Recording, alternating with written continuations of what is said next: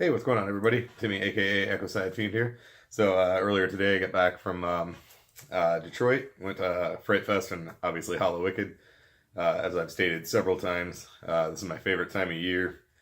Halloween in general is just my favorite time of year, and HALLOWICKED is my favorite event of the year. And this year was no different. It was freaking awesome. There was a really long wait for ICP to get on stage. We'll cover that when I get to talking about HALLOWICKED, but that was about the only drawback. The venue it was at was cool. I'd never been there before. I wasn't familiar with it. The Russell Industrial Center. It was only about a 10-minute drive from our hotel, but never been there before, but it was really cool. Really creepy looking old building. It was huge too. I took some photos of it.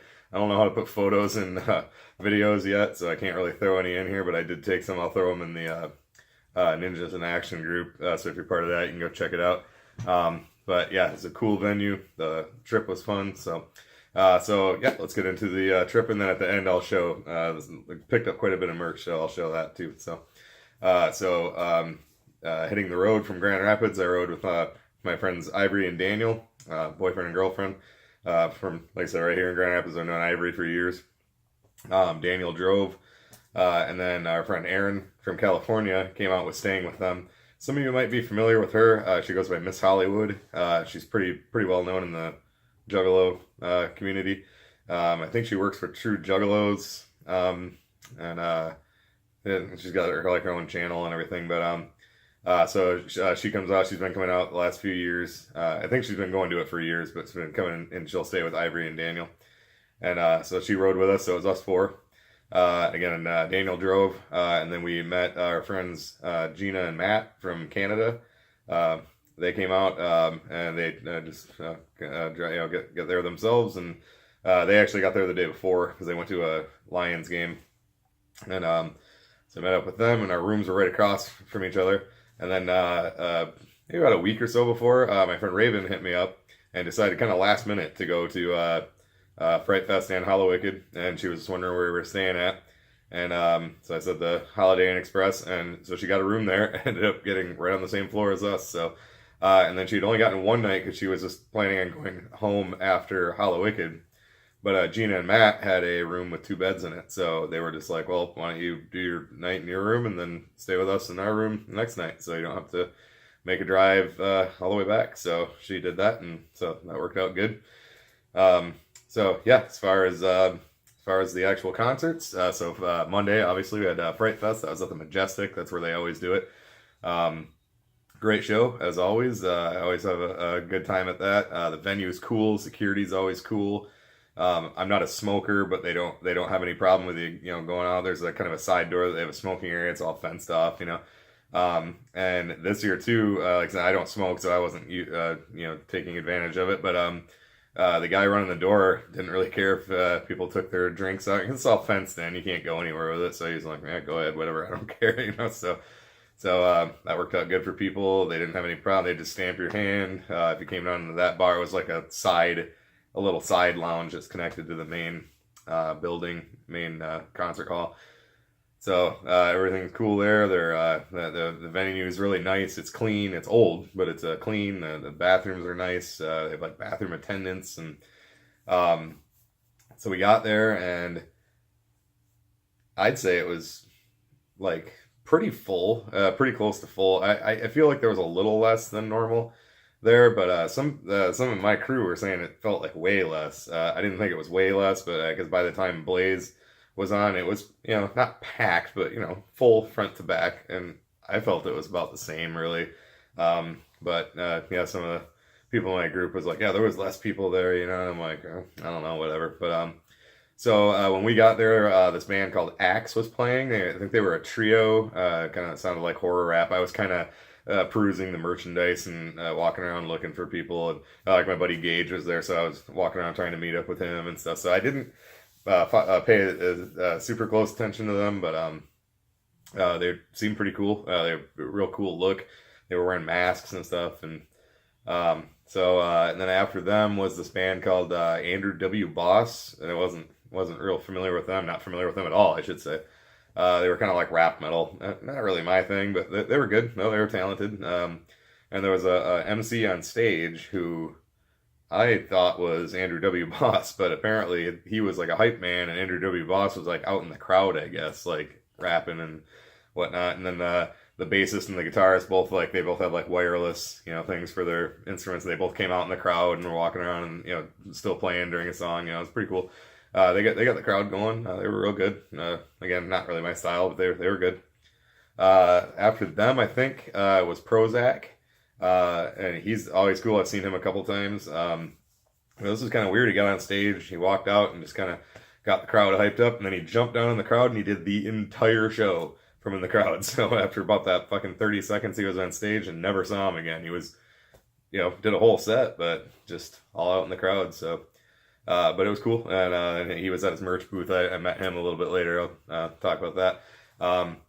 And then Whitney Payton was after him. Not real familiar with her. I know her and know who she is, but I wasn't. I've never really listened to her, so I didn't really know any of her music. But she's good. She's really talented. She's a very attractive young woman, and she put on a good show. And I do know about her like crowd surfing, where she'll use like an inflatable like pool toy and. So she had a big inflatable slice of pizza. She threw it out in the crowd and jumped on it and surfed around during a whole song. So that was cool. She put on a good set. After her was Blaze, who I always love seeing. His set was a little bit short. He just did the self-titled EP, and then he did Ghost from Casket Factory, and that was that. And that was pretty much it. He got off stage after that. So really only about 20 minutes, maybe a half hour, but. Still cool. Always puts on a good show, and last night was no different. So, or Monday night, I should say. And then after that was Twisted. As always, good show. They did not all of Most Tasteless, but a lot of it. And then did some of the other classics and threw some some of their Halloween songs in there and all that, and so. Pretty cool set. They weren't painted up, it was just, I think they just had the eyeliner. I was, couldn't see real clear, but it looked like they were wearing kind of the little bit of eyeliner on their face or whatever, but other than that, unpainted. And then they had their set was very, like, not elaborate, their backdrop, I should say. And it's had a couple tombstones, but then on stage they had the guys dressed up like Michael Myers and Jason Voorhees. And, they were interacting with each other. They would kind of follow, Jamie and Monoxide around, and they were interacting with each other. They get like face to face and push each other and stuff. And then at one point, Jason, they were kind of facing up, and Jason, like, they both threw they had axes and they threw him down, and Jason like choked him out like down to the ground, and then he gets up and he's like this and picks up his axe and goes back to their side. And then about a minute later, Jason, Michael Myers sits up and goes after him and stuff. It was cool. So really good show. And like I said, I felt like it was still pretty full as far as the crowd. Everybody seemed cool. Everybody was having a good time, and that was pretty much that. So we Ubered back to the hotel. So Ivory, Matt, and Daniel and Gina all went out to the one of the casinos. I forget which one.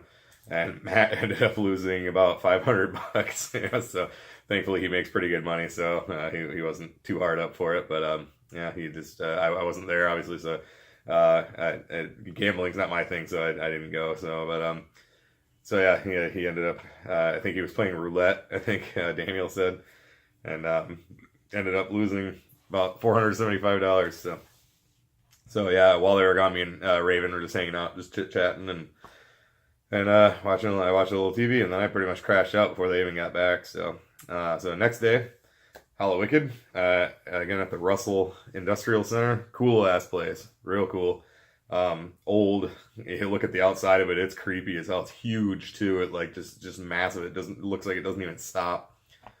And so me and Daniel and Aaron ended up going early because we wanted to make sure we got our CDs and we were gonna get merch. And then me and Aaron wanted to watch JCW.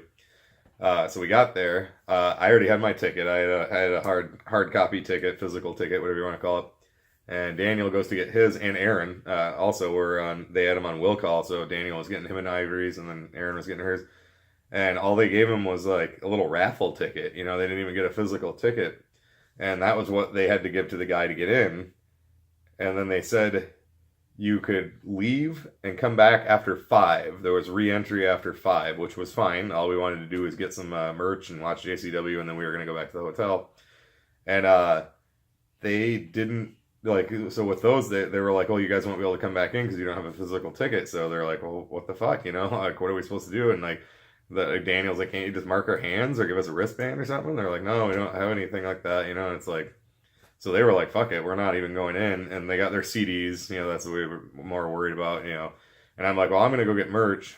So I'll just catch an Uber back to the hotel, you know. And so they took off. They were just like, yeah, we're not even going in because we won't be able to fucking come back, you know. And neither one, you know, Daniel was going to wear, both of them were going to be wearing costumes, and neither one of them did that, you know. So they had to go back to the hotel, you know. So I go, I just went over to the merch, and the merch was set up in a nice spot. There was plenty of room, but it was one of the longest merch lines I've ever been in. I didn't even get up to the front for about 45 minutes. And it took me, by the time I even got up to the table, it was still probably another half hour before I even got help. Like, they were like coming up, they had a few guys working, and they'd come up along the line. You get to the guy right next to me, and then he'd go back down, and then this guy was doing it on that side. So I'm standing right here, and it's finally, I waited about 20 minutes. I was like, I'll give him a little time. And finally, the guy got done. He goes to, like, he's like, what you need? To somebody else. And I was like, hey, man, come on, dude. I've been standing here for a while. And he's like, oh, shit, yeah, hey, what can I get for you? You know, and he came right over to me.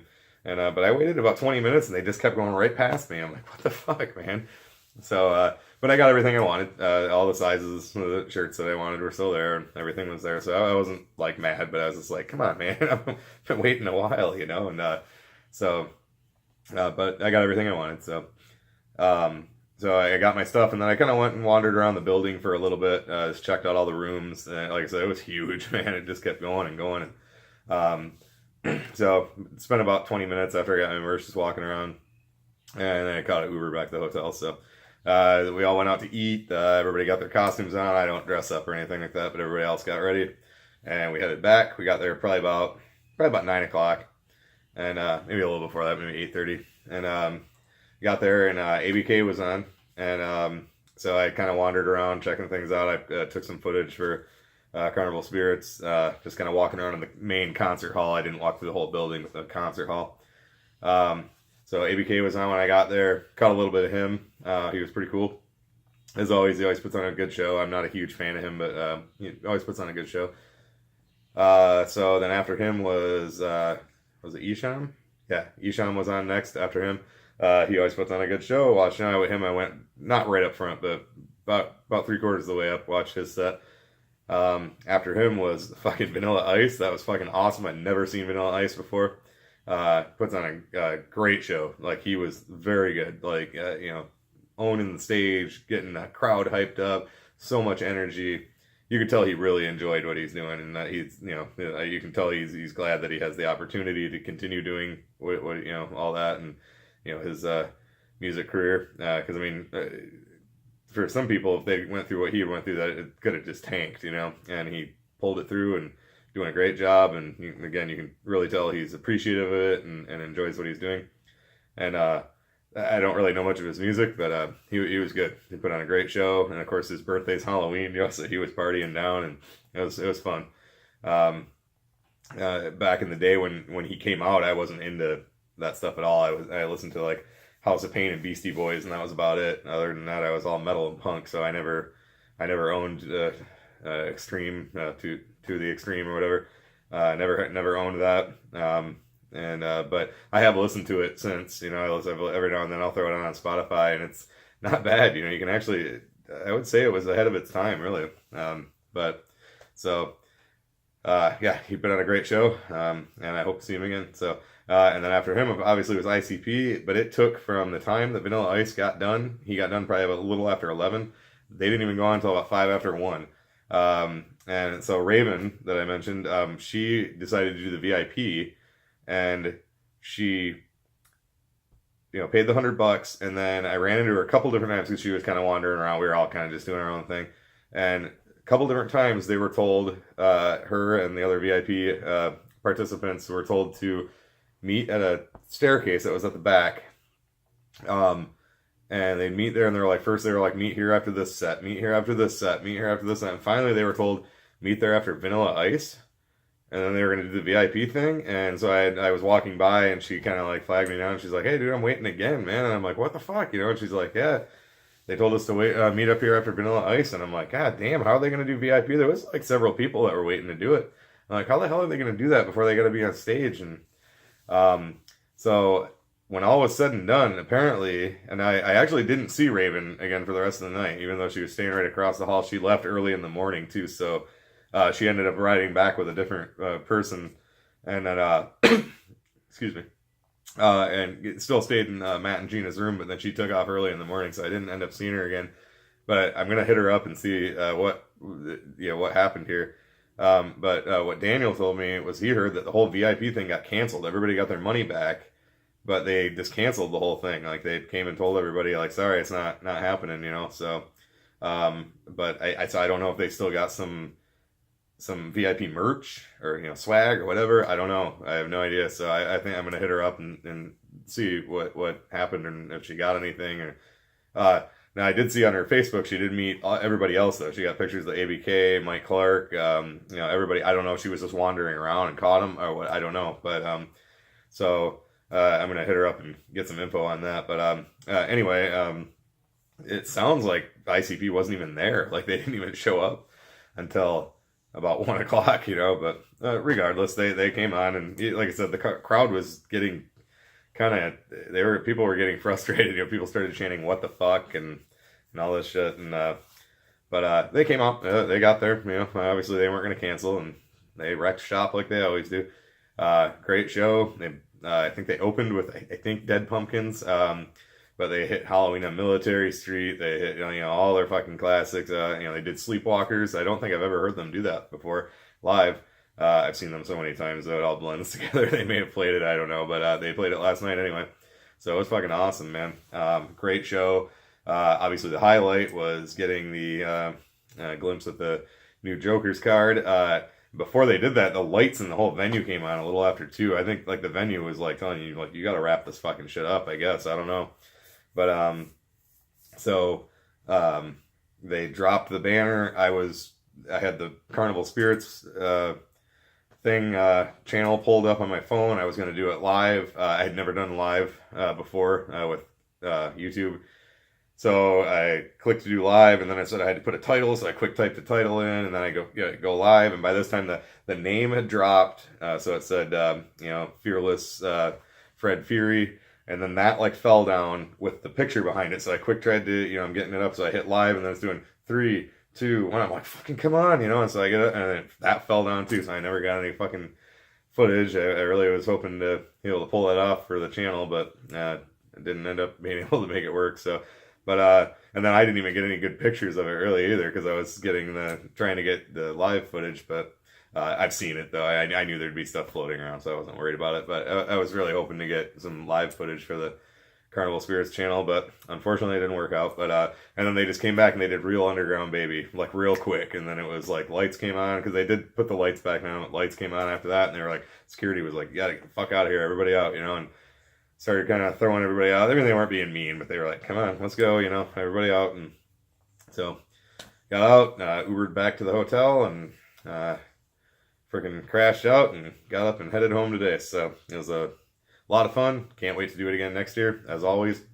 And so overall, great experience. The venue was cool. If everything was running on time, it would have been great. But the venue itself was cool as hell. I kind of hope they do it there again next year, but maybe really get on top of the schedule. But all right, so let's go ahead and show what I picked up. I didn't pick up any shirts at Fright Fest. There was a couple that I thought looked cool, but I knew I'd be picking up a couple the next night, and I don't need any more shirts. So on the way in, they gave you the single, I forget, I think this is called a Halloween song or something. I did listen to it on Fago Lovers. Pretty cool. They also, and I'm sure this will be floating around, it's probably going to get some, the Twisted's probably going to get some shit for this, but they did give you a ticket for the Twistmas show at the Crowfoot, and they just handed it to you for free. So of course people are going to be saying like, oh, they're giving tickets away to fill it up. I'll probably end up going if the weather's good, but the crowfoot is big, so I do kind of feel like that is what they're worried about, but regardless, it's still pretty cool.